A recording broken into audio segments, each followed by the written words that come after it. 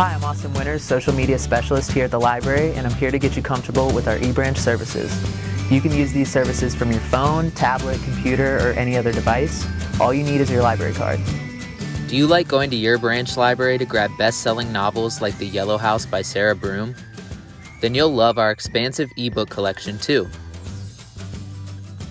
Your Cincy library card gives you access to Overdrive, Hoopla Digital, and Freeding. So, which one should you choose?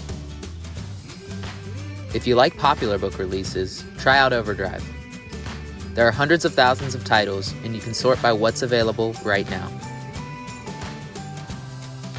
If comic books or kids' titles are more your thing, check out Hoopla Digital. You can search most popular titles, sort by the date added, among other options. Last but not least, Freeding is a great resource to download all types of ebooks to your device. Everything from true crime to SparkNotes study guides is available on Freeding. No matter what kind of books you like, our digital library has what you're looking for. Check out all of these services and more from your smartphone, computer, or tablet by heading to cincinnatilibrary.org/ebranch today. Thanks for watching this video. If you have any other questions, feel free to leave a comment below.